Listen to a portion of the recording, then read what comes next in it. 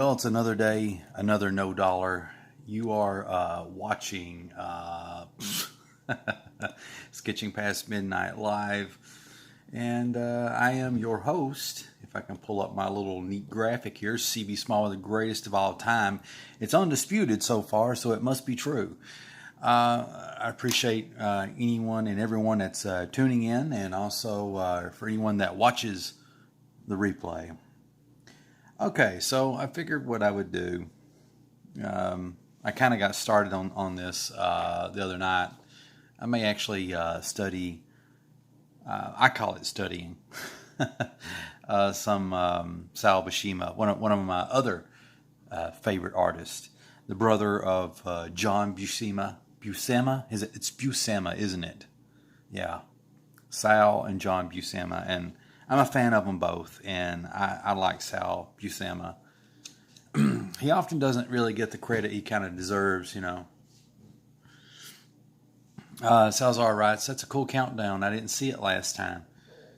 Yeah, it's the best. I usually try to start my show off with it. Kind of went brain dead there for a second for some reason. I don't know. Let me sip my water here. It's the only thing I'm allowed to drink. Well, I still drink sweet tea though. They can't take it from me.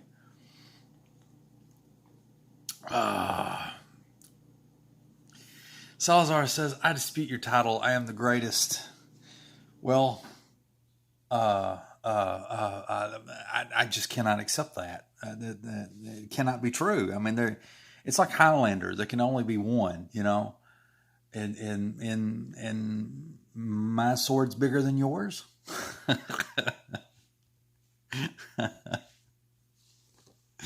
That's what I'm going to go with.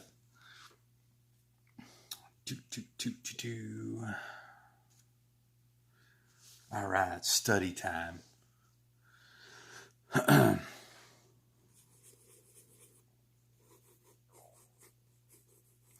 You know, when I do these, when I kind of rough out my characters, I like to do circles and triangles. Lots of, you know, kind of break it down into shapes. I'm not like a really good, oh gosh, there's a word for it. When you're drawing your figures, when you start out and you're kind of roughing them out, there is a word for it. Everybody uses it all the time, and I keep forgetting what it's called, but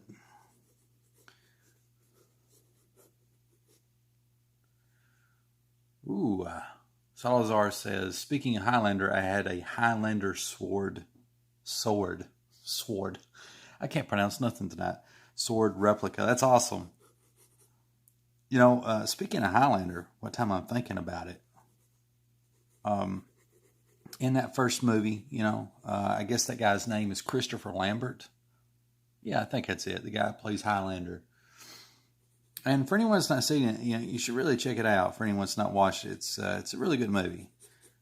You know, there's, you know, it probably does have a few issues, you know, with it, you know, as things age, whatever. But for the most part, it's a solid movie. And I'm watching it, you know, I'm really impressed with the cinematography. I guess that's the right word. Where, you know, the camera angles and the shots that they got. If you watch the opening scene, I guess it's not the opening scene, but somewhere near the beginning of the movie, McLeod, Christopher Lambert, he's sitting in a arena. He's watching a wrestling match, and they had this big aerial shot in the arena. And you have to keep in mind, this was filmed like in the 80s, and most stuff was done with either with helicopters or with a big, I don't know if it's called a boom or what it's called, but like a crane. They'd have a crane with the guy sitting on the little chair and his camera, and they would go up in the air with it and do that sort of thing. But I mean, this you know, if they they had to build a custom crane for this to go across the arena the way they did to get a close up of Christopher Lambert or McLeod, and it makes me feel like maybe they actually built a drone, you know, Maybe they got like a toy, freaking helicopter, like a toy plane, toy helicopter or whatever, and retrofitted it with a camera. I don't know how they pulled that off. I mean, I can take guesses, but you have to keep in mind for the time that it was filmed in. It's just interesting. So I really love the cinematography of Highlander, and it's a good movie too. And you can't never go wrong when you got Sean Connery in a movie. That somebody really should put together a Sean Connery like DVD collection. And since I'm talking about Sean Connery, I watched Zardoz for the first time in a long time, the other day. Zardoz is like this movie. It may have came out in the, I don't know if it was the 70s. Probably somewhere in that time frame. And what was that director's name? It was John something or other. It's a very familiar director. I need to look him up, but because I always like to research stuff. But anyway, that's not the point. Zardoz stars Sean Connery, and it's in a post-apocalyptic future, and he's part of the Brutals, which is like I don't know. It's like it's these guys on horseback that are scantily clad, have red underwear, and they got like this red bullet shotgun bullet vest thing, with their chest exposed. And a lot of people meme it nowadays, but I actually think Zardoz is a good movie. I mean, it's not like something that you want to watch over and over, but it's a good movie. And anyway, it's not a movie that you would picture, Sean Connery, being a part of. It makes me wonder, what how did they pitch it to him? Was he excited about it? Was it just for money? But Zardoz is a very interesting movie. It's one of these experimental flicks. It's like there's a big, like I said, it's a post-apocalyptic future with these scantily clad dressed warrior types called the Brutals, and they just go around killing everybody. That's pretty much all they do. And so there's this floating stone head called Zardoz. It's probably about the size of a house. And Zardoz is their god, and he shows up every so often, and he praises them when they kill a bunch of people, and he loves that stuff. So anyway, and he spits out guns and rifles and stuff out his mouth, and ammunition as a reward for his faithful followers in this post-apocalyptic future. And the interesting thing is, all the bullets he spits out, it's very inefficient, because all those warriors, the Brutals, they have to pick up those bullets. It's a really cool visual, but it'd probably be better if it was just like cases of bullets instead of having to scrounge around, and then trying to figure out the right caliber and stuff. I mean, I'm not even a gun guy, but I would imagine that would be kind of a pain in the ass to figure all that out. So that'd be a hassle and a half. Anyway, getting back on the topic of Zardoz. Well, actually, I was on the topic of Zardoz, but getting back to whatever the heck I was trying to say. So the movie centers around Sean Connery, who is a brutal, and he basically kind of goes for a ride inside of the Zardoz stone head thing that flies through the air. And he discovers this new world of I don't know what they're called, the Immortals, the Eternals, or something like that. They never die, and they live in this pseudo paradise. And I use the word pseudo because on the surface, I guess it looks nice. I don't know. Everybody's got their own idea of paradise, I guess, but to these people, it was supposed to be. And so pretty much the whole movie of Zardoz is just about Sean Connery, who is learning about these people and learning about himself at the same time, you know. And when I watch the movie, I kind of attach a lot of today's, you know, politics to it, and that's the interesting thing. I can make a whole video just, you know, doing an amalgam of these two topics, Zardoz and modern politics, because a lot of the immortals in the film, they remind me of a lot of these hippy-dippy,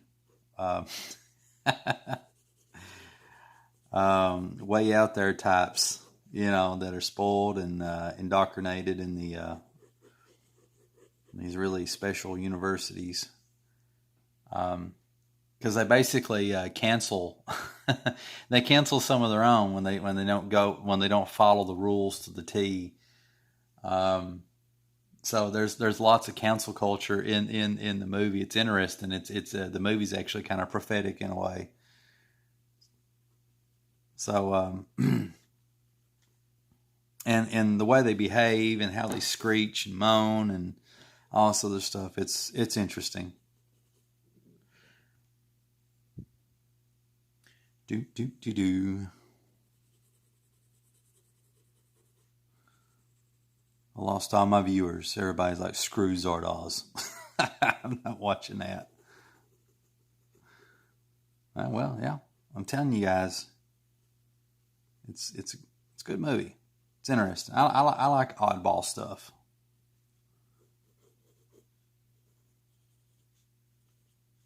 And one final thought on Zardoz. You know, if the people that are immortals or eternals or whatever in the movie are, let me zoom in. That might help a little bit. If the immortals or whatever they're called in the movie, if they represent hippy-dippy, indoctrinated college kids, then I would say Sean Connery's character represents the opposite. You know, he's supposed to be the brutish man, you know, who just, you know, rapes and pillages, you know. So it's really interesting. So I encourage anyone to check that out.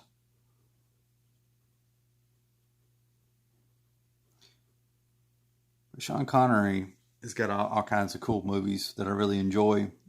He's got one movie where he plays a space detective.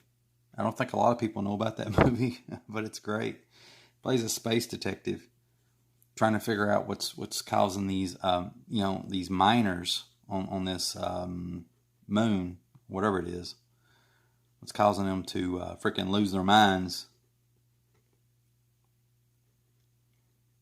And then there's another movie that I don't think a lot of people know about. I could be wrong. I think it's called The Rose. And basically, what is his name? Sean Connery in The Rose. He plays a monk in that. And it's a murder mystery, you know.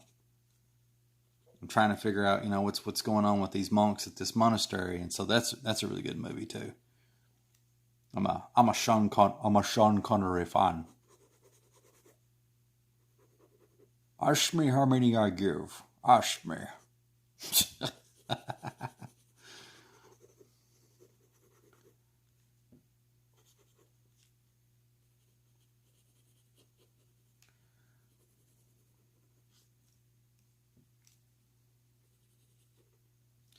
Probably not the best looking Hulk leaping out of the air that's ever been drawn, but it's my Hulk. Well, I don't know. I guess it's Sal Buscema's Hulk since I'm, you know, here's what I'm drawing, guys. I'm doing that. Why am I doing that? To get better, you know. Sometimes if you don't know what to draw or what you need to draw, you just need to pull a comic book out, pull a magazine out, pull anything out. Well, that sounds suggestive, but whatever. Pull something out and just start drawing. And, having done something once, if you ever have to do something kind of similar again, you'll be a lot more confident and a lot more quicker drawing it. Or at least that is my, experience. That's what the heck did I do here? This is all wrong. Do I know how to draw muscles? It's dumb. I don't like it when I make dumb mistakes. Well, that's somewhat better.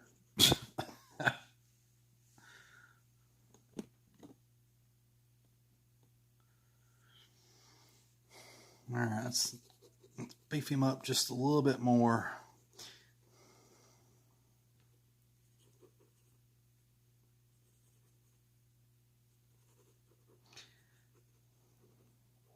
Gosh.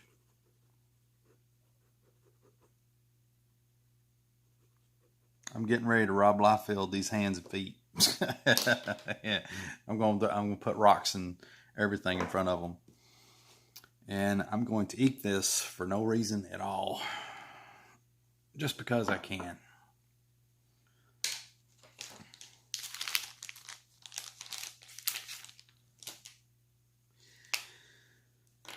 But tonight I didn't have a really set plan for what I was going to do. I felt like live streaming. I enjoy doing it.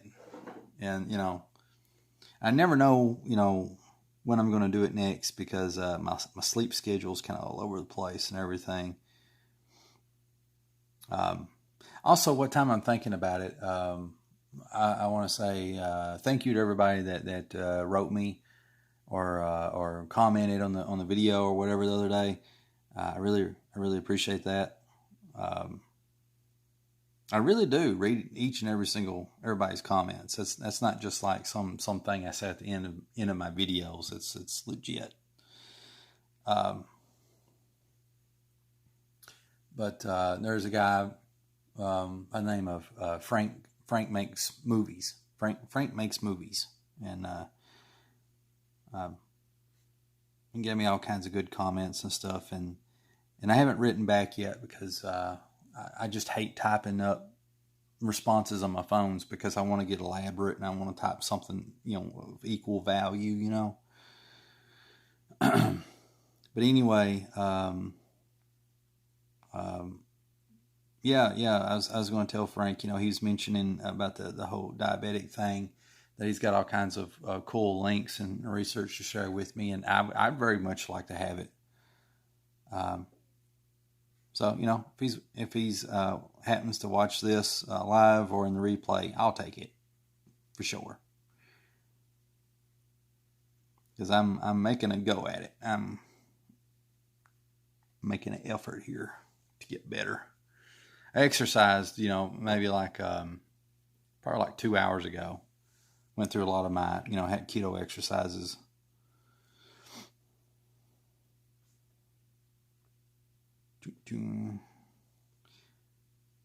But yeah, thank you, Frank Makes Movies. I really appreciate it, and everybody else. Not to leave anybody out. I don't want to be a turd. Salazar writes, I've been watching a lot of Rob Liefeld videos. I have too. I think a lot of the Rob Liefeld stuff that I've been watching has actually been these documentaries. I've seen them all before, but for some reason, you know how you kind of cycle through things and you've watched everything in the world and you just like, I just watch this again. Well, it's sort of like one of those situations.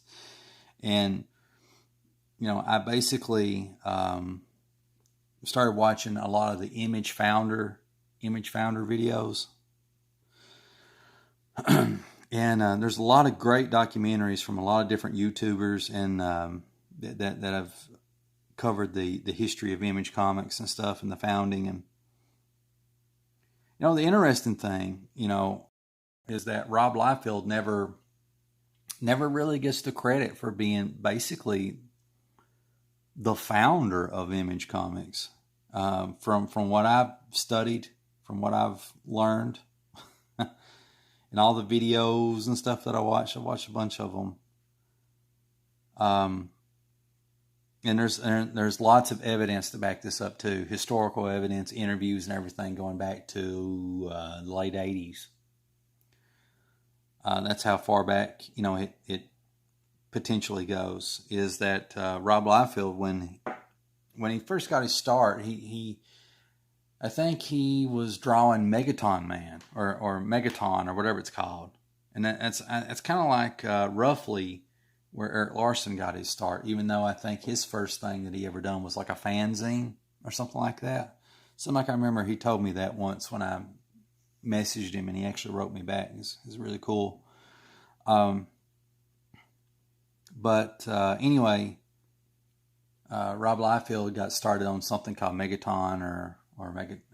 I don't think it was Megaton Man. It was Megaton, but it's the same guy that owns Megaton Man. And Rob Liefeld was actually going to release Youngblood, I think sometime in the late '80s. I could be wrong, but things kind of fell through, and it just didn't work out. It was something that was beyond Rob Liefeld's control. And it may have been like financial problems or something like that on the part of the studio, the book company that he was working for. So anyway, basically what happened is he tried to get work at Marvel and DC. Both of them were interested, and he ended up at some point getting work at DC drawing Hawk and Dove. And then, of course, he ended up getting work at Marvel, and then New Mutants eventually came along, and there was a lot of the Image founders when they were working for Marvel, they noticed something. They got paid, I guess, decent money for the comics that they were drawing, but then they started noticing, like, you would see like an Eric Larson drawn Spider-Man on a t-shirt, a Jim Lee drawn Wolverine on a t-shirt, on a hat. On coffee mugs, all kinds of different merchandise and stuff like that. And a lot of these artists started saying, "Hey, wait a minute, you're making money off something that I drawn, And the way Marvel looked at it is, you should just be grateful that you're drawing Spider-Man. You should be grateful that you're just drawing the X-Men and all this other stuff, and that we pay you what we pay you. That was kind of like their mindset. And, Rob Liefeld's got this really big entrepreneur spirit. And like I said, he was going to do Youngblood way long before he worked at Marvel or DC. And he was the guy that got in touch with an old buddy of his who was one of the head honchos at Malibu Comics. And he was the one that pitched the idea of, what if, I made a comic book, would you publish it? And it was like, yeah. And then it was Rob Liefeld that just kept saying, like, well, what if Eric Larson did one? Like, yeah. What if Todd McFarlane? Yeah. He just started naming off all kinds of different people, And we don't know if he actually talked to all these people beforehand. Probably not. Probably a few of them. But Jim Valentino was there, and Eric Larson was there when he was having this conversation, I think. And that was like the beginning of Image Comics. It was Rob pitching that. Now, a little bit before this, I think Rob Liefeld had actually put out an ad for a comic book called The Executioners. The Executioners. And the Image Comics was mentioned as like, it's coming from Image Comics. And this is before Image Comics was even, a thing, before there was even Image founders that jumped on board and all this other stuff, And so Rob Liefeld, he had the Image Comics Word. He had this comic book called The Executioners. And then the editors at Marvel, because he was still working at Marvel, they found out about it and said, well, what is this? I think it was Tom DeFalco. I like Tom DeFalco. He's a good writer. He doesn't really get the credit he deserves. The Image founders ain't too fond of him, though. It's one thing to read somebody's comics. It's another thing to, deal with them in person. So anyway, Tom DeFalco, I think it was the guy. He called Rob Liefeld up and he's like, what the hell is this? Blah, blah, blah, you're making a comic called, Executioners and stuff like that. And he's like, blah, blah, blah, blah, blah, blah. It's going a million miles a minute. And he basically asked Rob a question, and he doesn't even give Rob time enough to even answer the question. Rob basically said that, he just kind of, he's wanting to do a little bit of his own thing. And then Tom DeFalco basically threatened him with a lawsuit and everything if the Executioners was ever, printed. Which to some degree I can understand, because in the word executioners in the font, the way it was spelt with like a big X. So it's like E, big X, cutioners. So, but the characters to me looked original. And some of the documentaries I've seen, people riff on them saying like, this is a rip off of this and that's a rip off of that and all this other stuff. I wish people would ease up on that shit because it's stupid, Like for example, the Hulk. The Hulk's not original. Spider-Man's not original. None of them's original. You may think they are, but Hulk is Dr. Jekyll and Mr. Hyde. And also there was a movie that came out a year or two before the first issue of Hulk was published. And I can't remember what this movie's called. It's like it had this guy, I don't know if it was George the Animal Steel, but it had a guy that looked sort of like him. He was bald-headed. He may have actually been a wrestler. And, he plays this guy that was basically created through an atomic bomb or something like that. And you have to remember Stan Lee lives in the big city, lives in New York. He probably seen that film. He's familiar with Dr. Jekyll and Mr. Hyde. Just mushes them together. Now, the green color didn't come till later. Originally Hulk's color was, I think, gray. So there's a little bit of, Frankenstein in it too. Not saying Frankenstein's gray.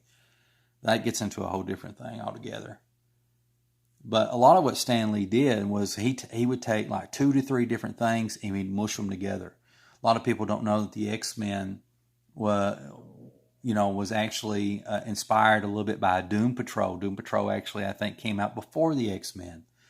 Fantastic Four was kind of like a rough idea that Jack Kirby was playing around with.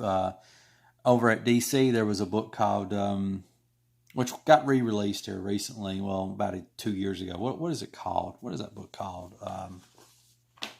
Challengers of the Unknown, And he may have actually used some of the pages of Challengers of the Unknown that he didn't use for DC, and that became the basis of the Fantastic Four.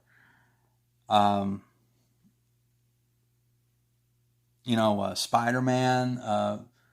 I just want you to picture Stan Lee for a second. Stan Lee's like, okay, we need to think up a new hero. Let's see, we need our own Batman, but let's do the opposite of it. Instead of him being rich, we'll make him kind of poor, middle class. And what's scary? What's scary like a bat? Let's see, bat, snake, snake man, Spider-Man. That's a really bad, Stan Lee impression. So, Spider-Man. And you have to keep in mind, also, when, I guess it was Amazing Fantasy 15, whenever the crap that came out, there was a Halloween mask that was really popular at the time that looks just like Spider-Man's mask. So, all I'm saying is, all these things that we think are original are actually derivative of stuff that came before it, like 10 years before it.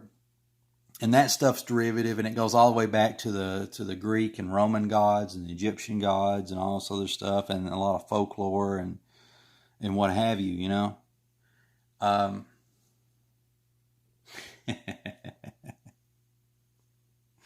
I forgot what the freaking point was. I got on this big. Oh yeah, let's get back to Image Comics and Rob Liefeld. Okay, Image Comics and Rob Liefeld. Damn, it's got all over the place. See, if I was still drinking pop, I would have never made that mistake. Stupid water. Delicious, irritating, flavorless, wonderful water. So, let me answer some of these. Salazar writes, Stan Lee's Comic Greats has been a good watch. I love that. I love that. I remember when they had the advertisements in the 90s for these videos. Oh, I wanted to get those videos so bad. And, oh man, it was awesome. And, but I only got to watch them like 5 years ago when people started uploading them on YouTube. So thank you, people, for uploading stuff on YouTube. I really appreciate that. Everybody does. It's great. Otherwise, I wouldn't have got to see them, got to watch them all. Let's see. Randy writes, good Stan Lee voice. I feel like I can do better. I can do like 5% better. It's like, I don't know. I have to kind of warm up. It's hard for me to get that. It's a little bit of a New Yorker twang, kind of a Midwestern thing that he's got, and with a little bit of Carney Showman, and I have days when I do good with impressions, and other days it's just terrible. Gib writes, you see? That's right. You see. Frank Makes Movies says, stay away from the pop. Indeed. I have to say, I need to keep sketching. I'm going to bore you to death here. I did get tempted really bad. There was a Smile Coke. I went and got, McDonald's breakfast with my son today, and oh man, I drunk all my little milk. I got one of those little McDonald's milks that's about that big. And my son had his little Smile Coke. I'm like, I wasn't grabbing myself like the guy from People Under the Stairs with a girl tied up to the chimney, but it was more like an alcoholic looking at something like, one won't hurt. Oh man, Frank, I gotta have sweet tea. I gotta have it every once in a blue moon. I'm gonna die. All this water is killing me. It's like I don't have sweet tea made in my house, but it's sort of like, every 3 or 4 days, maybe a sweet tea. I don't know. Now, some sweet teas actually taste too sweet to me. I think where I've quit drinking pop, like sugar is like really is become like super sweet now, more than usual, which is a good thing because helps me to be careful, be careful. Let's see. All right. So Image Comics is talking about Rob Liefeld, and Tom DeFalco was threatening to sue him over Executioners with the big X in the logo. He should come out with Executioners now. I honestly don't think anybody would care. But, what ended up happening is after that, he started talking to people. He was the guy that started talking to everybody about the idea of Image Comics. And then, Todd McFarlane being Todd McFarlane. I love Todd McFarlane. It's awesome. Yeah, he's the whole reason that I'm pursuing and drawing comics. He was the guy that inspired me. It was from a VHS video of him talking about Spawn and how comics are made. That's what made me decide that I want to be a comic artist when I grow up. And I guess I still haven't grown up yet, but I'm getting there. But anyway, Todd McFarlane kind of just took that ball from Rob Liefeld and ran with it. But Rob Liefeld is the guy who had all the connections. He's the guy that had the connections to Jim Valentino. He's the guy that had the connections to Malibu. He's the guy that probably came up with the Image logo. He's the guy that had the concept and the idea and who was going to do it, whether Todd and them came with him or not. Because he was just that crazy in a good way. So I guess my whole big spiel is, freaking Rob Liefeld is the unsung hero of Image Comics. He helped usher in a new era. He don't really get the credit for it that he deserves, and I think he resents that too. I get the, the older that Rob Liefeld gets, the more I start to notice that he resents Todd McFarlane, because I think Todd McFarlane gets all the love.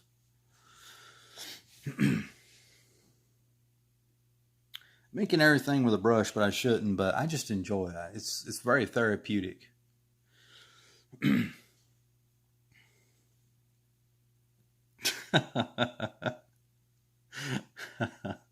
Frank Makes Movies says, I'll let him have blindness or amputated foot. Hard to do Hapkido blind and footless. Yeah, I guess so. Salazar writes, Executioner sounds like it would be a good book. Yeah, you should check it out on Google Images. I thought it looked really cool. Basically, I could be wrong. Executioners may actually got turned into the Berserkers. I love the Berserkers. Dan Fraga was the guy that drawed that, and it was phenomenal looking art. Dan Fraga was one of the best artists that Rob Liefeld had working for him at Maximum Press or Extreme Studios or wherever the crap.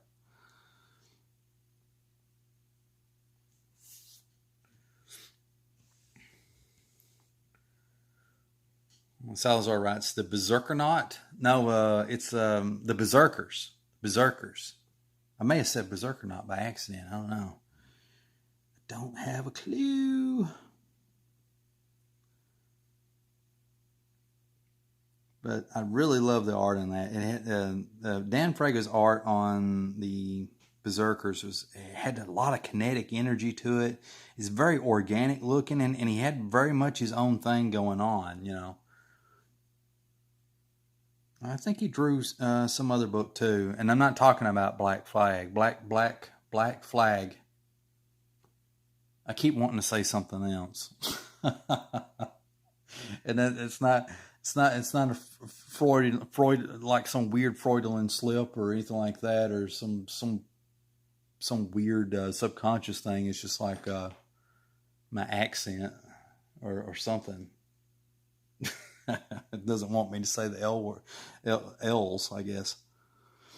But anyway, Black Flag. Yeah, there we go. I should get points for that. That took some effort. I'm butchering this poor girl, but she's still turning out all right.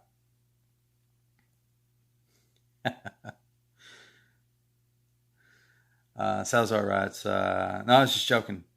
I hear Berserk, and I think not. Jeremy Burtz says, Fragaboom. I love Fragaboom.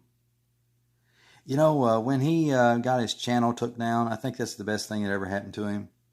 And here's the reason why. I think I mentioned this before. God, look at that. I butchered it. Fix it. That's, whatever. But yeah, he got his channel took down over who knows what. It's a weird YouTube algorithm thing, I think. And anyway, his old channel was called Couch Doodles, and Couch Doodles is cool, but I think his channel needed to be called Fragaboom, which it is now. And I think his comic book company should be called Fragaboom, I think that's a really awesome thing. It's got good synergy to it. I'm all about that synergy. Synergy.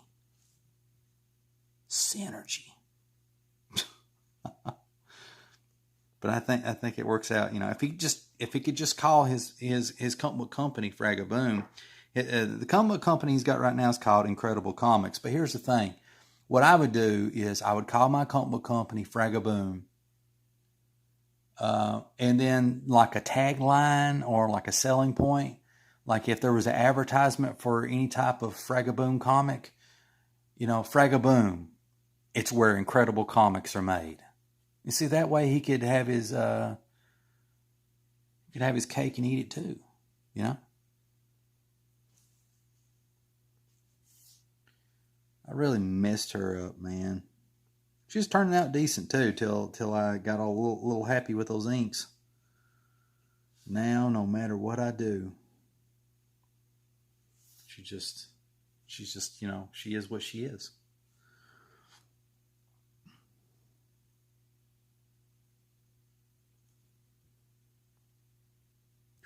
Sorry, I'm getting quiet. I'm just getting focused because, on the eyes. Eyes is an important detail, in my opinion, because it really brings home the bacon.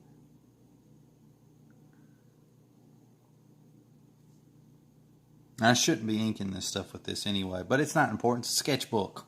And, by me playing around with this stuff, it's going to help me get better. Get better at using this thingamajigger.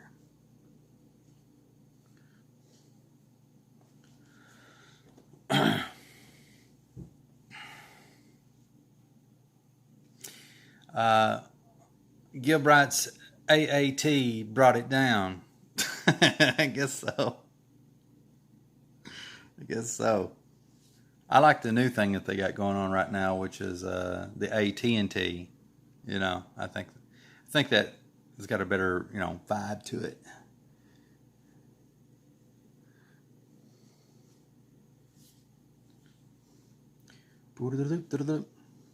So I think I covered the history of, or my version of the history of Image Comics. How Rob Liefeld was basically he was the guy. He was the guy that got it started. There's always that guy. You ever notice that guy who comes up with the idea, who comes up with the concepts, but then somebody else grabs a hold of it and then just kind of gets the credit. I don't know if you've seen this movie. I can't think. What is that guy's name? He's the guy that made Apple or whatever. That guy. He's just the guy. That's his name now. The guy. He's got gray hair. His name's the guy. He's got glasses.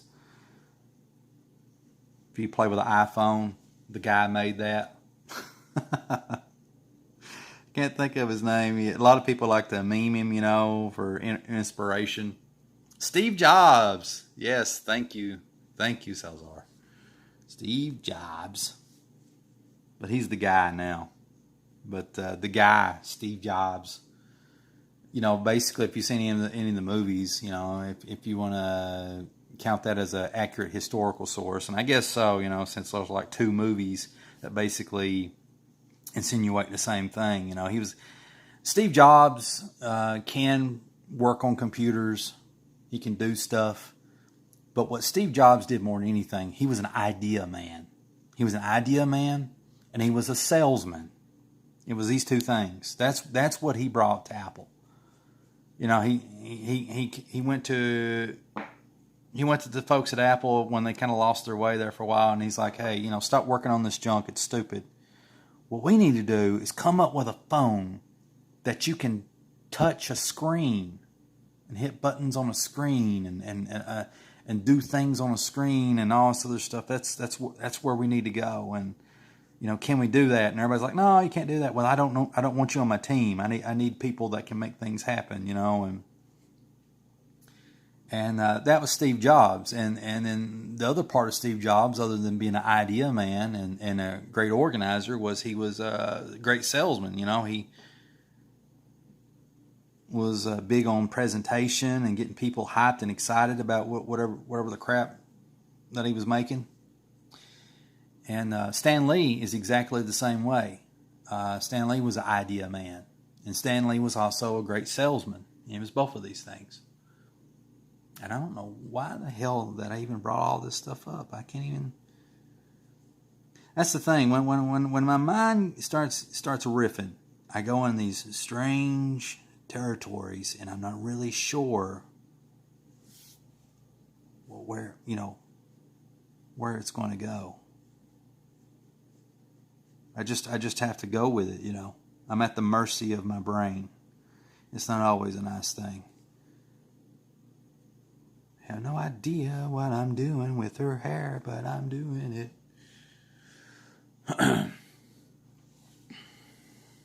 Gib writes off to bed. Well, thanks for tuning in, Gib. I really appreciate it. And I also saw your message from yesterday, and I really appreciate that. And I also saw I don't.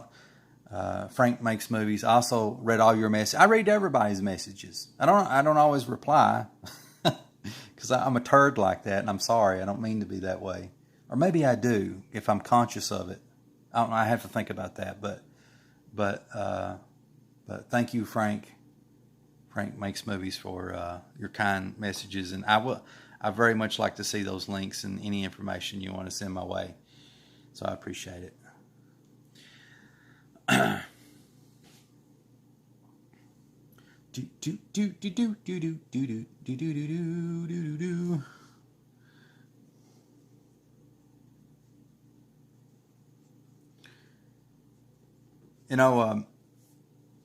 hope I got this in my head, and I just got to get it out. It's kind of short and sweet. I'm making it sound more epic than what it really is, but I want to talk about space. I want to talk about the space. And here's the thing, you're all familiar with octopuses, right? And squid. Octopus and squid. I guess this thing applies to both of them, but I often hear it mentioned about octopuses. But there are scientists. I have to do research on this first, to make sure this ain't like, some guy sitting on the internet, just crapping out stupid ideas. But there are supposedly scientists that believe octopuses are aliens. Salazar writes, is it like sweet tea? Yes. Sweet tea is wonderful. Brewed tea, I'll drink brewed tea. That stuff is, gosh. But when you drink water, what do you got to do? Brewed tea is, golly. All my British friends that are watching either now in the replay, I salute you for drinking brew tea. You are hard men and women. That's some rough stuff. I wish I could be as cool as freaking Captain Picard, and get that what is it, James Earl Grey or Earl Grey or something like that. That tea he always orders. Yeah. You know what? You know what I'm missing here? You know what's not that needs to bring this together? Some freaking eyebrows. She must have shaved them off, but like some girls, it's going to get painted on. Bring it together, despite the fact I messed her chin up. But really, maybe not. It's not the way that I like to draw chins. That's not the way I like to do eyebrows either. But when it comes to humans, there's all kinds of humans of different shapes and forms. There's some people that have a chin goes way down here, and some goes close to the lips. Kind of want to get some white ink and fix that. Salazar writes, the Great Space Squid. Oh gosh, you know where I'm going with it, I think. I love that. Here. See, just like Steve Jobs and Stan Lee, I'm not one bit ashamed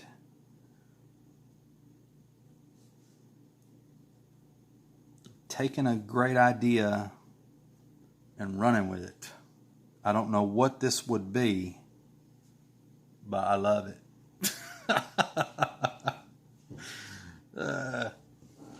Abe writes, haven't people lumped in owls as being aliens too? Yeah, but I think that's probably less of a science thing. That's more of a Twin Peaks. Twin Peaks is awesome, by the way. At least the original Twin Peaks. The new Twin Peaks is good too, but in a different way. I didn't even get finished watching it, but the original had a lot of charm to it. And actually, Twin Peaks is one of my influences now for the Wildcat comic. You know, that and Walking Tall and probably Phantasm, Wolverine and crap. The Crow, I guess, maybe. Probably shouldn't even mention the Crow, but I guess it's there in the subconscious. Maybe that's the reason I mention it. A whole bunch of other stuff, but yeah, Twin Peaks is in there. Okay, it's time to draw another pretty picture. Let me see how much battery life I got. 19%. That's not bad. Maybe we can make it.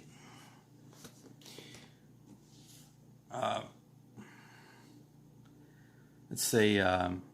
I bought a pack of tea bags. It stays in the corner of my kitchen. I prefer tea mix I bought instead. Yeah, tea mix is where it's at. Let's see. I like the old Twin Peaks. I never watched the new ones. The new ones are good, but they're good in a different way. They're more cerebral. They don't have a lot of that fun-loving charm that the old Twin Peaks had. The old Twin Peaks was very infectious. Once you get past the first episode of the old Twin Peaks, you get the feeling like it was written by a really smart 12-year-old. And once you accept that, it's just wonderful. But the new Twin Peaks is more like an artsy-fartsy kind of journey,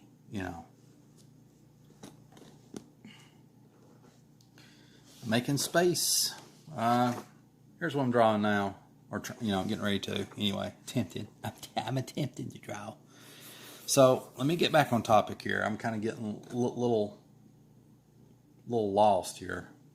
Not the TV show, but in reality, which is also pretty good. Oh yeah. I was talking about outer space. So, as we know, we're all familiar with octopuses and squid, and apparently some scientists, maybe not all, think that squid, octopuses are aliens. So then it becomes a question is, if that's actually true, if that's actually accurate, then how did the squid, how did the octopuses get here? Did they land? Were they dumped off? Were they on the side of a UFO and like a parasite and kind of slid off?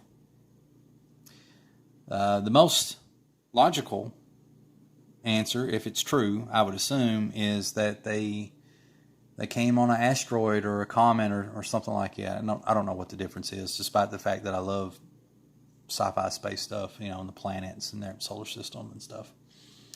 But they came on something like that, big rock floating in space.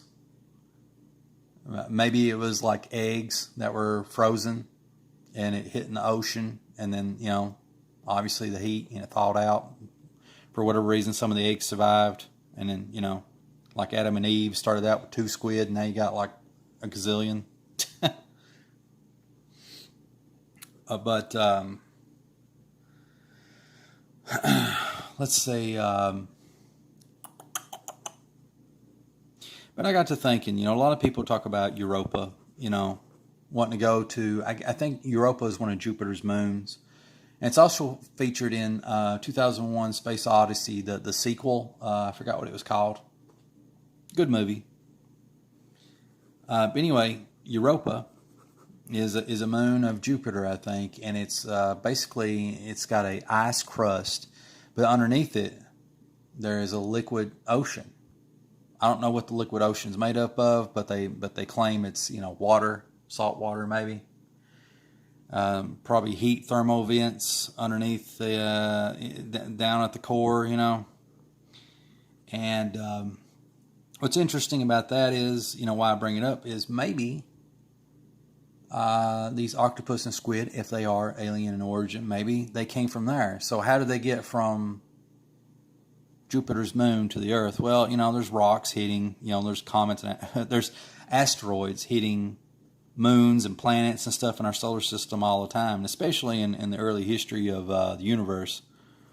And so it wouldn't surprise me if something, impacted and smacked the far out of that moon and dragged some stuff with it, and then it hit the Earth. We actually have recovered rocks that come from Mars that were in Antarctica. Martian rocks found in Antarctica that had hit the Earth. So it's not beyond the realm of plausibility. It's interesting though. I like that. I like the idea of that. And if you think about it, there's Japanese and Chinese who like to eat octopus. They like to eat alien. They eat alien all the time. That's kind of neat. I like that's neat. Let's see here.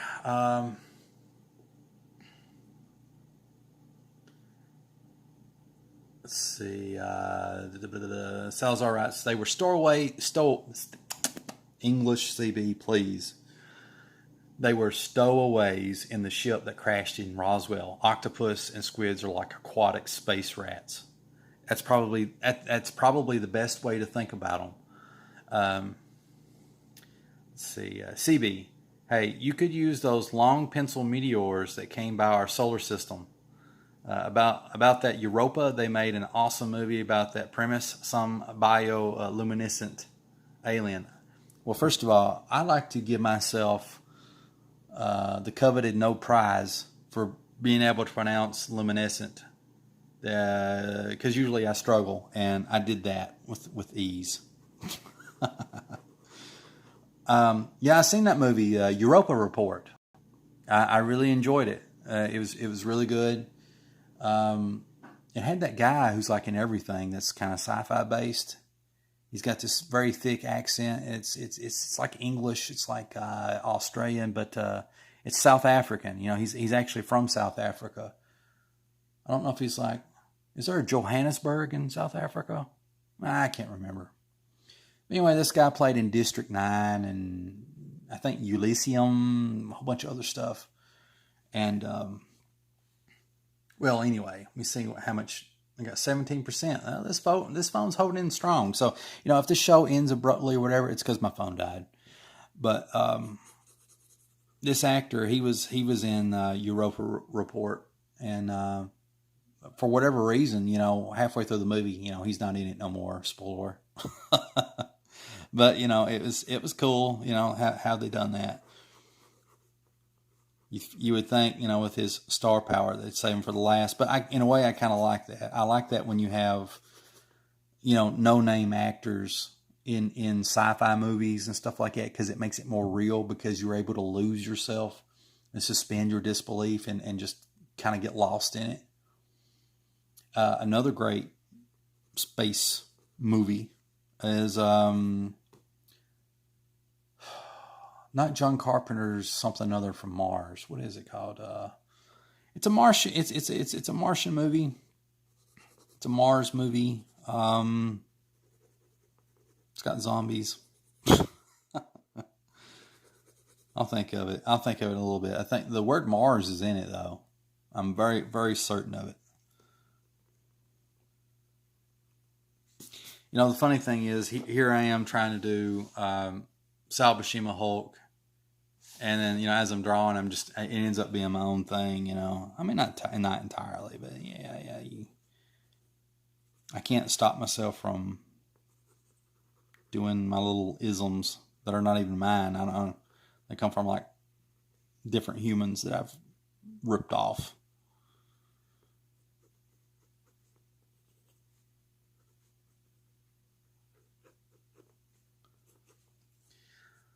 Probably would help if I would freaking zoom in. Yep. That way you can see all the scratches. Mars. What is that Mars movie? Mission to Mars? No. Death Mars? Mars something. I don't know. Anyway, it's a good movie. And that movie is so good that I can't even remember what it's called. It's probably not the best sales pitch. I almost cussed. I almost dropped the F-bomb right there. It made me mad. It honestly did. Oh my God. I gotta bite my tongue. Oh man. I don't know why am I getting aggravated. Try again. Alright, screw it. Let me get my handy dandy ink.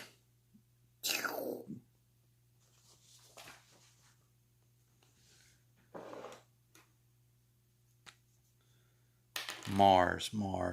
Ghost of Mars is a good Mars movie, and that was done by John Carpenter.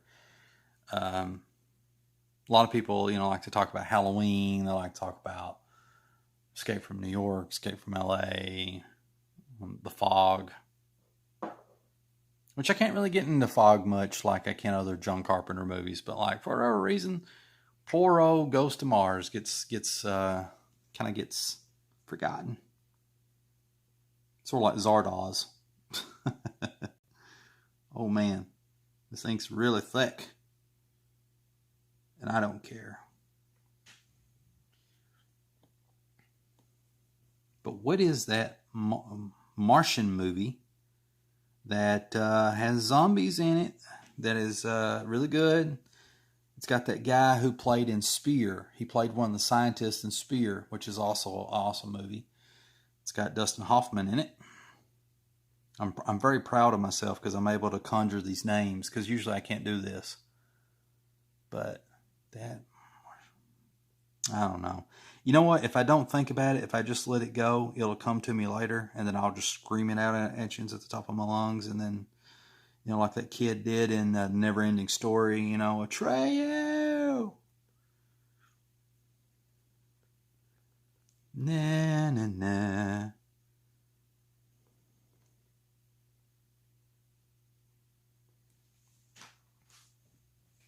You know what this looks like? This went from looking like sort of Sal Buscema. This looks like Ron Lim. This looks like something that Ron Lim would do. It's got that vibe to it. I love Ron Lim. He's another great artist. Loved his run on X-Men 2099. And what the crap else did he do? He did Silver Surfer, which is good as well. He did a couple of fill-in issues for the Heroes Reborn Fantastic Four run. Ron Lim is one of these guys that doesn't really get the credit he deserves as an artist. He's solid. He's a solid guy. And I don't know if he's changed his style. Some people, when as the years go on, they for whatever reason they change their style. Even though they don't really need to, because what they got works. But if you're not happy with your art, I guess you're not happy with it. But Ron Lim, I remember. I don't know if it was in Tennessee or if it was in Chicago. I went to a comic book convention, and I remember seeing his placard. On the table on the artist alley. I was excited to meet him, but there was a guy sitting there, but he looked very. I don't know how to put it. He just looked very white. I don't know what Ron Lim looks like. I would expect him with a Lim name that he would be Asian or half Asian or something. So I just assumed that maybe that guy was just sitting there, kind of just watching his booth, and I was disappointed because.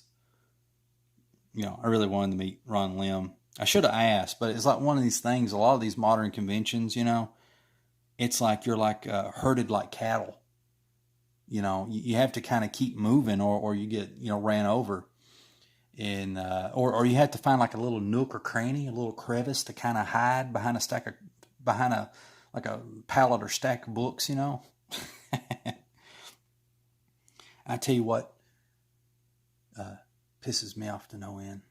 What I really, really, really don't like is when you see a mother and she's got a baby stroller and she has a baby in it, and she uses that baby stroller on purpose, mind you, as a spear and in large crowds, and uses that to chuck human beings out of her way. Oh, that makes me so mad when I see that. Everybody just going like, 1 mile a minute, or no, 1 mile, going really slow. Whatever the analogy I was going to use, I failed. But everybody else is going as slow as snails. And then here's this woman. There's one in every bunch.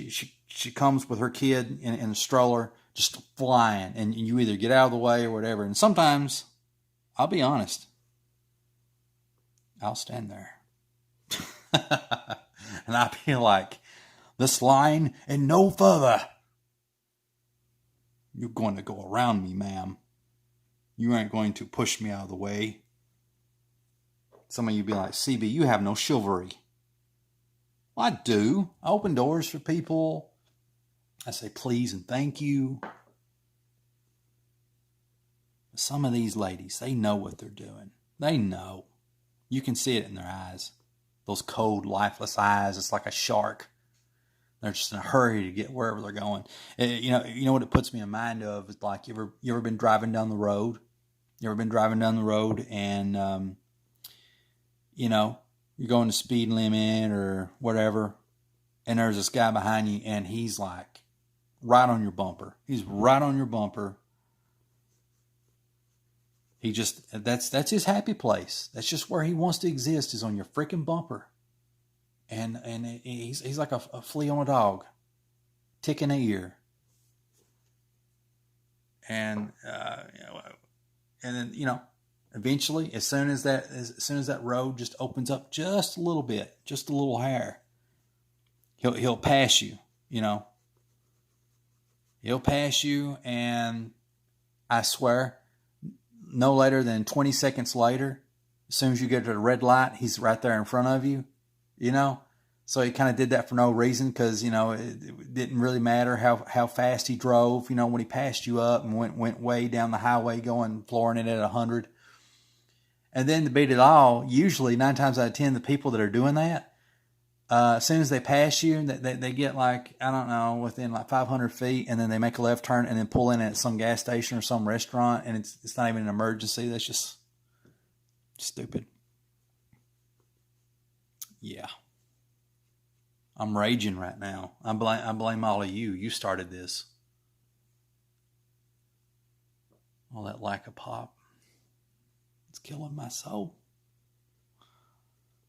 What will I do?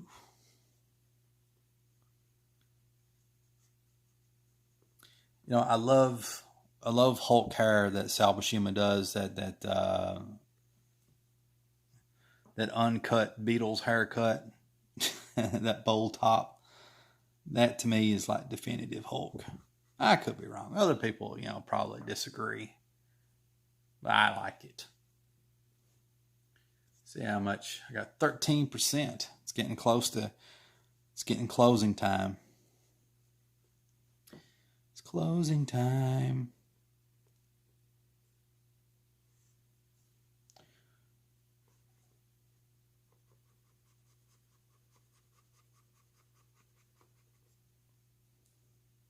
Probably shouldn't use this brush in that way, but I'm doing it.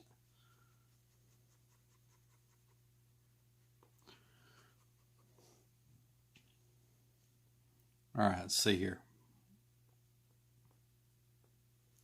This thing I love about this brush business, it makes everything look so organic, just so fun, alive. I don't know.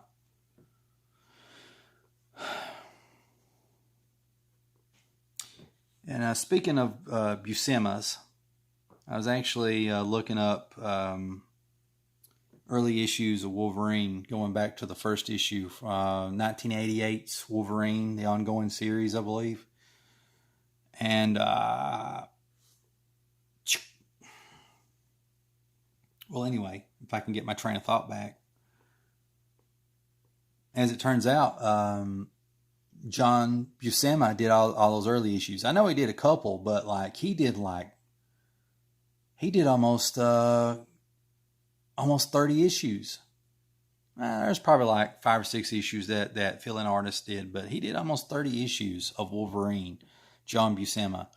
The inkers that he had Claus Jason or Claus something like that. You know, the guy's actually a good artist himself. And I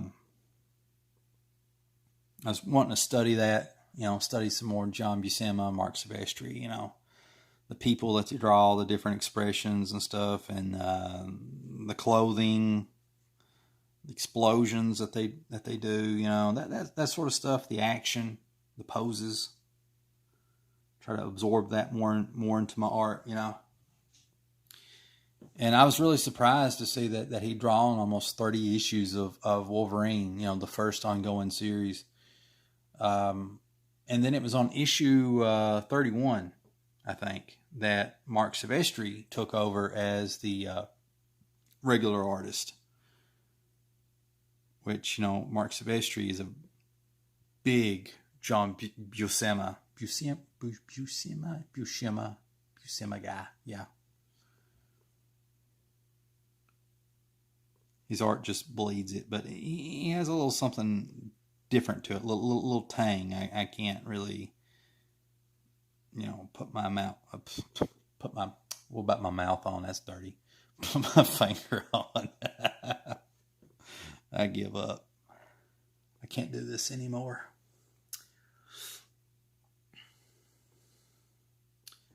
Let's see. Got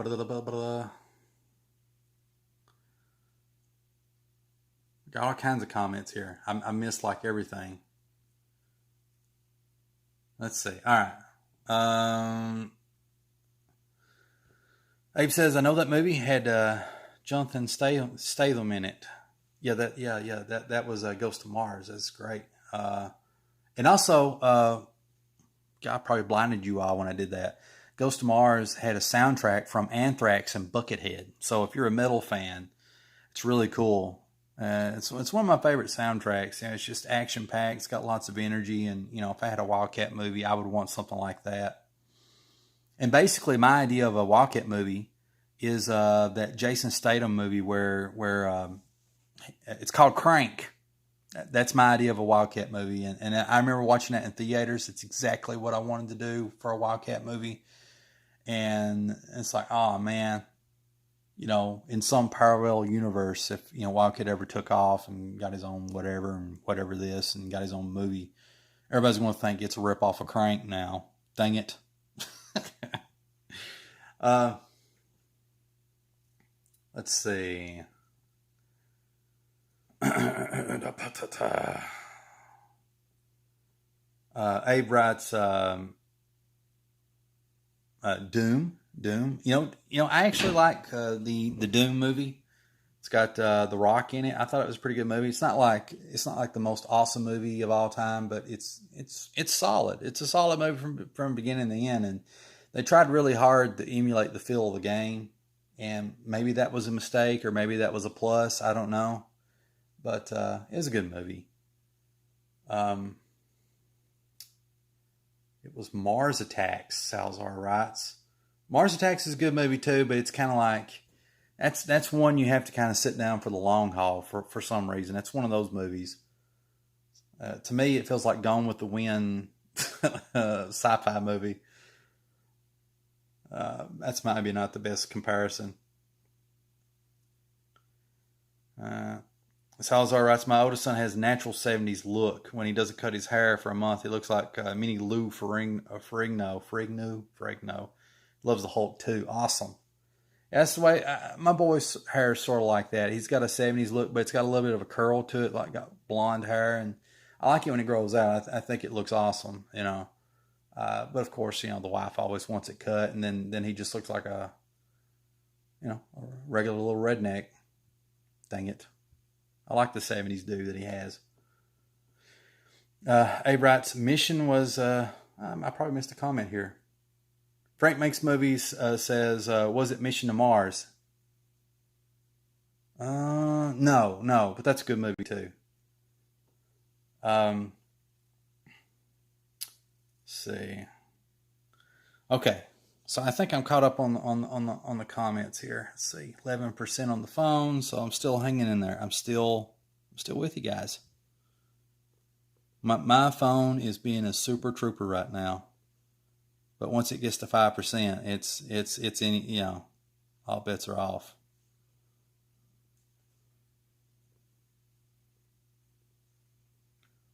Do do do do do do do do do. Boss baby. That is something other. Boss baby. Boss baby. My son loves watching Boss Baby on Netflix. I hate. I tell you what, I can't stand Masha and the Bear. I hate Masha with the Bear. I really hate Masha and the Bear. That intro just drives me crazy. You know, can you imagine having a headache hearing that Masha and the Bear intro? That little Masha girl in that cartoon, despise her. She just she makes that bear's life miserable. And he puts up with it. He never eats her. He should just eat that little girl. Get it over with. Just follow your nature, bear. Get territorial and eat her. She ruined his birthday. Everybody was excited to eat the birthday cake, and that little Masha girl, like the lights got turned off or something, and she ate the whole cake herself. So nobody, the wolves didn't get a piece of the cake. The rabbit didn't get a piece of the cake, and they're all looking at the bear like it's his freaking fault. That little Masha blonde Russian girl, it was her. Maybe they want him to follow his nature and eat that girl. Maybe that's what it is. But I just really dislike that show. Masha and the Bear. It's on Netflix. That's another favorite of his. Ron Lim is most noted for the Infinity War. Yes, that's another one that I missed out. He did awesome on the Infinity War. You know, I would love it if there was a comic book company that got started. Maybe I'll be the guy to do it. Everybody knows it's going to be me. That's sarcasm, in case nobody didn't know. But still, in a hypothetical universe, I would hire Ron Lim, Sal Buscema, Ron Friends. I'd give them work. And you know, I'd tell them, like, listen, guys, I want you to really try to do the best work of your career, just really in your face, just have fun. Just have fun. Make some awesome comics. Hey, right. So we used to watch Masha when it was Ion Russian. Dave Hingley writes, I hate Booga. Booba. That's a show that Judd. I'm a maroon. I'm sorry. Dave writes, sucks. That's a show that sucks. Booba. Yeah, you know, it's like, I understand that children like things that are big, flashy, and noisy. But for once, man, I'm sounding old. I wish that these people that make these cartoons and stuff would have mercy on the parents. Because they have to understand, you know, 2 to 3 to 4 or 5-year-olds, they like to watch things over and over and over again. If you ever end up with a headache that just won't go away. You're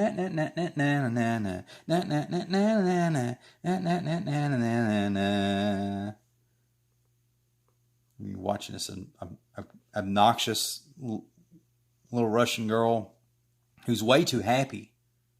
Have you ever met Russians that are happy? There's no such thing. It's not real. It's fantasy. That's why it's a cartoon. There are no happy Russians. When they smile on the inside. Okay? There's gonna be somebody on my channel that's Russian. It's like, you know, FUCV. How dare you stereotype? Well, I'm sorry. It's a joke.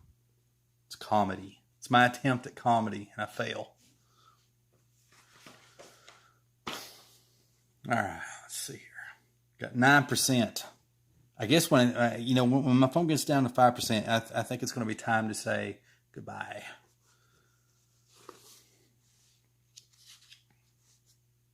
Bubble yum, wild cherry bubble gum. Let's see here. Let's take a trip down memory lane. It's back when comics were good. Gold and silver stamps for free. High school ring. Space Trek. What is this? 30 full color stamps. Only, I don't want that. Okay, here we go. Marvel Comics back issues for sale. Yeah. I'll get that. What's this lady down here? What's her deal? Skinny, self-conscious, gain pounds, inches. Inches. Let me do a do-over. Let's pretend that I didn't go fed up. Skinny, self-conscious, gain pounds, inches, confidence. Too skinny because you don't eat right. Weight-ons, calories can help fill out that shape your entire body. Vitamins, minerals, energies, nutrients to weight on works. Pleasantly and naturally, users report gains of 5 to 10 to 15 pounds and more. Weight on at drugstores, liquid tablets, bars, tonic, regular, and super in strength. I can't read half of that. It's kind of a little blurry. Shape I knew you. Weight on. Man, the times have changed. Imagine that. Now the ad you would see is like, that girl and like, you want to be skinny like this girl, and now, but back then I guess everybody was skinny because they ate right and they didn't drink all the pop that I used to drink, and so like girls would find ways to gain weight. Listen, ladies, I'm going to tell you right now, if you want to know the secret, eat pizza and eat lots of it. And, when you eat your pizza, okay, some ladies like to eat like 2 slices, 3 slices or something like that. Depends on the lady. But ladies, let me tell you something. What you need to do is you need to eat fast. Don't give your body time to process how much you're eating. And then just wait about 5 to 10 minutes and then eat some more. And then you'll be as big as you want to be. You don't even have to do this. You don't have to order this. You'll be as big as you want to be.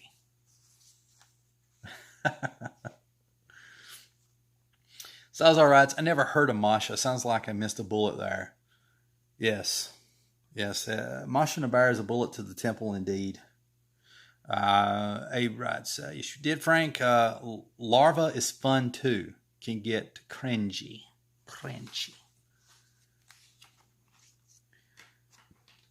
Let's see what we got here. Trying to find something that kind of like shouts like I need to draw it. Ooh, my gosh. Here we go. Wait a minute. Self-defense, kung fu karate. This is me right here. Learn unbeatable fighting power. Black belt instructors. New home study course. A certificate awarded. For details, write New Orient Karate School in New Jersey. All right, Kung Fu Karate. Wonder what style it is. Is it both? Is it separate? This is my jam right here. I'm liking this. What else we got? Kung Fu is where it's at. Indeed. Yeah. Here we got another winner. Okay, I'd pay. You better believe I'd buy this. I'd pay $4 for that. $3.98. Why not just say $4? Why is it always? It's a marketing thing. I know. For some reason it plays on people's weird subconscious where they think they're saving money because it's 3 cents short. Get over it, CB. Just get over it. Live seahorses. Kit includes 4 adults and up to 30 ponies from pregnant male. It's powerful. Marine salt, food, live plant, live snail. and instructions. Above, kit with custom aquarium, seahorse tree, seashells, coral, silica sand. Is that how you pronounce that? Silica. Plus 2 ghost shrimp. Oh, wow. Ghost shrimp. Do you have to pay $7.95 for the ghost shrimp? Large deluxe aquarium with all the custom kit accessories and 10 adult seahorses, 2 pregnant males, up to 60 seahorses, $12.95. They got all kinds of prices here. Wow. I you know, if I was a kid and I saw this, you see, you know, when these books came out when I was a kid, I was like, you know, I wasn't even self-aware yet. So let alone like, you know, I could read, but like I wouldn't go that far with it. But yeah, if these were out when I was collecting comics hot and heavy in the 90s, I'd probably get me a seahorse. I heard these like sea monkeys or whatever, they were like little shrimp. It's kind of a ripoff. Went like the picture. Not saying the seahorse is like it, but seahorse, it's awesome. All right, let's look at one more. This caught my eye right here. Because I see advertisements on YouTube all the time for freaking ways to make money. Guys that come out of really expensive cars and expensive houses, and they throw money around and they tell me how much I can make it. This might be for me. Money talks for nuts only. So that's me. So the rest of you, don't even attempt this. This is mine. Okay. Just imagine taking a stack of money out of your pocket, tearing a bill off, a pad to pay for something. Latest gag, make your friends crazy. Complete kit for padding your money. What the? $3 postage paid, check, cash, money order, no stamps. What's it talking about? Food stamps? You guys remember food stamps? I always insult my audience. Why do I do that? Maybe that's what that means. No food stamps. Well, it doesn't say food, but whatever. But yeah, here's the catch. Latest gag, make your friends crazy. Complete the kit for padding. So I guess it makes it look like you have a big wad of money.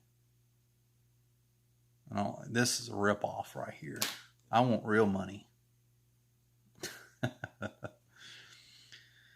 Salazar writes, sea monkeys are brine shrimp. Brine shrimp. Okay, I'm at 5% on my phone, so this is goodbye time. Before I go, I want to recommend a movie that I saw, a TV series, and this TV series is, what is this TV series called? I think it's something like Fear the Night, or something about fear, something not fear the night, in the night of fear, something like that. It's a TNT original TV series. It's 6 episodes. It's got Chris Pratt in it, plays a detective, and it's all about the Black Dahlia something other murder.